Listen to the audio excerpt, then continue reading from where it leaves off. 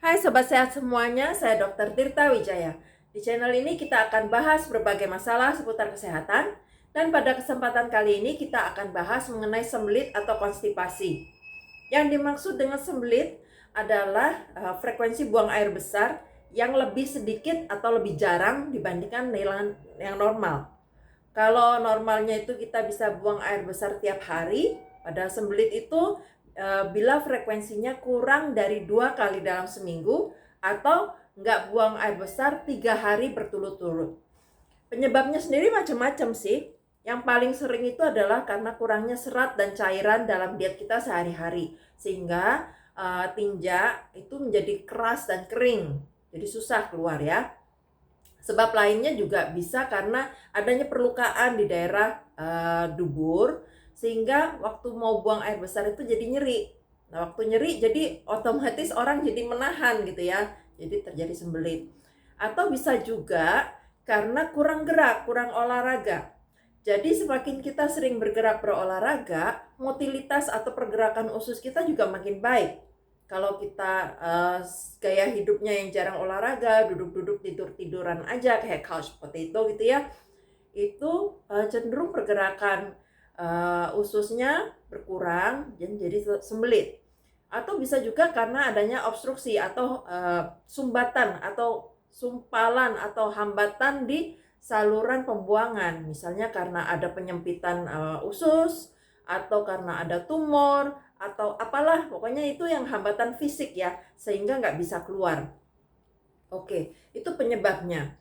Ada juga yang karena obat-obatan, pengaruh obat-obatan tertentu. Tapi itu relatif jarang lah ya. Biasanya pun orang lebih cepat ngeh nih, oh sejak saya konsumsi obat ini jadi sembelit gitu. Dan biasanya kalau obat-obatnya diresepkan oleh dokter, dokter akan memberikan edukasi kepada pasien gitu ya. Nah, kita akan bahas pada kesempatan kali ini adalah sembelit yang paling sering terjadi, yaitu yang karena kekurangan cairan dan serat. Ini rasanya banyak orang yang udah tahu deh, kalau misalnya sembelit, ngobatinnya gimana? Ya banyak makan sayur, banyak makan buah, banyak minum air. Kenapa? Karena di usus besar kita itu terjadi penyerapan air besar-besaran ya. Tadinya makanan yang kita konsumsi di lambung itu kan tercampur segala macam dengan asam lambung, dan sifatnya udah seperti bubur gitu ya. Nah, waktu turun ke bawah ke usus itu diserap nutrisinya. Dan untuk di bagian usus besar yang di bawah itu penyerapan air ya. Semakin lama itu makanan atau ampas makanan berada di usus besar, semakin banyak cairan yang terserap gitu ya. Nah, makanya makin lama dia makin kering. Untuk menghindarin supaya makanan atau sisa makanan nggak terlalu lama di usus besar, bagaimana caranya? Biasakanlah buang air besar setiap hari gitu ya.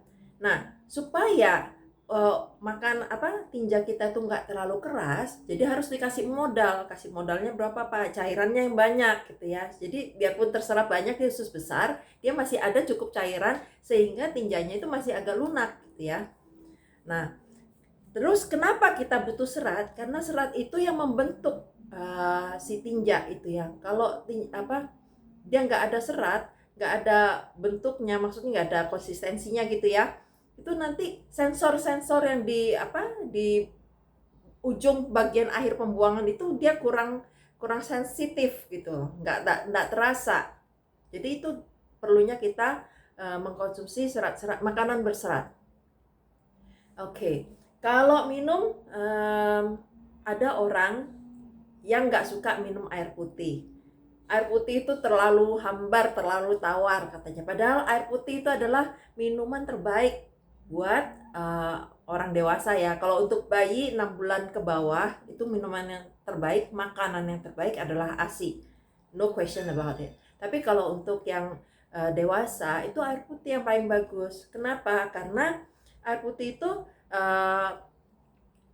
dibutuhkan oleh tubuh, dan itu nggak ada kandungan macam-macam yang menimbulkan misalnya kalau kita minum seperti minuman manis gitu ya, itu bisa menyebabkan meningkatkan resiko terjadinya kencing manis atau diabetes. Terus minuman-minuman misalnya yang berkafein kayak kopi, teh itu juga ada kafeinnya ya sedikit ya. Itu cenderung bersifat diuretik, artinya mengeluarkan cairan. Jadi meningkatkan produksi air kemih. Jadi bukannya nambah, jadi malah banyak yang keluar gitu ya. Jadi untuk minuman, untuk cairan dalam hal terjadi sembelit yang paling bagus adalah air putih. Kalau nggak suka air putih, ganti pakai jus buah. Jus buah yang encer dan jangan ditambahin gula. Ya. Nah, terus untuk sayur dan buah, saya sering banget dapat pertanyaan dari ibu-ibu nih biasanya, anak saya gimana dok, nggak mau makan sayur, nggak mau makan buah, disuapin sayur, dilepehin. Oke, ini memang common ya di antara ibu-ibu, ada anak-anak yang memang picky, maksudnya makannya pemilih. Itu perlu pertama, dari awalnya waktu anak diperkenalkan makanan pengganti ASI, itu kita biasakan anak mengenal makanan yang bervariasi. Jadi anak ini sudah terbiasa mencoba makanan-makanan baru. Nah, kalau udah terlanjur nih, anaknya picky, terus diikutin daripada anaknya nggak makan, maunya nasi sama kecap sama telur doang, mata sapi, diikutin begitu. Nanti begitu dia lebih gede, lebih susah makannya. Diperkenalkan dengan sayuran dan buah lebih susah, karena dari kecilnya dia sudah nggak terbiasa. Tapi oke lah, kalau udah ceritanya terlanjur, anak nggak suka makan sayur buah, itu yang mengolah makanan mesti kreatif. Jadi sajikan sayuran dan buah itu dalam bentuk yang menarik. Jangan sayurnya dimasak sampai lembek, lodoh-lodoh gitu, yang lihatnya aja kita nggak selera gitu kan. Nah udah gitu kita perlu ingat, anak-anak itu biasanya dia rahangnya belum berkembang sempurna, jadi mereka belum bisa mengunyah sampai halus. Jadi untuk itu dibantulah mereka sayurnya dipotong-potong kecil-kecil supaya mereka ngunyahnya itu nggak terlalu capek. Yang bikin anak kadang trauma itu apa? Mereka ngunyah terus ditelan, sayurnya masih masih panjang, nyangkut di tenggorokan, bisa trauma itu anak gitu ya. Trauma maksudnya besok-besok nggak mau makan sayur lagi gitu. Oke ya, jadi potong kecil-kecil, sajikan yang menarik. Udah gitu bantulah misalnya dengan penyajiannya, piringnya pakai piring yang gambar-gambar yang lucu-lucu gitu kan. Terus dibentuk kayak dibikin bentuk panda lah apa gitu. Nah, terus kalau untuk buah-buahan rata-rata anak-anak suka loh, asal diperkenalkan gitu kan. Kalau barang baru memang rata-rata mereka belum tahu. Nah, kalau makannya agak susah buah-buahan, bisa dibantu dengan caranya buah itu dibekukan. Jadi dibuat seperti es loli gitu ya. Nggak usah di jus, potong kecil-kecil aja. Potong kecil-kecil itu maksudnya supaya nggak anak itu nggak tersedak, takutnya nyangkut di tenggorokan nggak bisa napas lagi kan ya. Potong kecil-kecil supaya aman, masukin ke kulkas, ke freezer. Nah nanti waktu siang-siang panas-panas kasih aja, itu seperti es krim gitu loh. Nah pilih buah-buahan yang warnanya menarik gitu ya. Nah kalau anaknya masih kecil di bawah 1 tahun, bisa dipakaikan teeter, itu seperti yang buat lagi tumbuh gigi kan biasanya suka gatel gitu ya. Nah kita belikan teeter khusus yang ada jaring-jaringnya, buahnya dimasukkan ke jaring itu, jadi nggak ketelen. Jadi anaknya sambil kan adem tuh ya buahnya kalau udah di kulkas gitu ya, sambil menyamankan gusinya yang lagi tumbuh gigi, dia dapat buah gitu loh. Nah atau sajikan hal-hal lain yang juga berserat. Jadi makanan berserat bukan sayur dan buah doang loh. Misalnya kayak bubur kacang ijo, itu juga kan ada seratnya. Jagung rebus, anak-anak kan suka tuh corn in the cup. Jadi jagung manis direbus, terus dikasihin susu kental manis atau keju atau apalah. Senang itu anak-anak. Atau bisa juga yang gampang murah meriah itu agar-agar. agar-agar kan bisa dikasih jus buah jadi berwarna-warni, bentuknya juga dicetaknya bisa yang bagus gitu ya, yang lucu-lucu. Cuma perhatikan kalau untuk agar-agar, ada salah satu jenis agar itu yang namanya konyaku, dia cenderung lebih kenyal ya. Hati-hati takutnya nyangkut di tenggorokan gitu, takutnya nggak bisa napas malah. Kalau untuk yang konyaku perlu dipotong kecil-kecil, atau lebih bagus pakai agar-agar biasa aja gitu ya. Jadi kreatif lah ibu-ibu untuk masalah ngasih makan anak-anak yang picky. Jadi masalah pemberian makan ini bukan cuma untuk masalah sembelit aja, banyak. Jadi anak-anak itu perlu mendapatkan makanan yang bervariasi ya, dan supaya nutrisinya, gizinya terpenuhin dari makanan padat. Jangan sampai anak-anak yang udah umur 1 tahun lebih, 2 tahun lebih masih ngandelin susu. Itu udah nggak umurnya gitu lah ya, udah nggak cukup sebenarnya terpenuhi dari susu aja.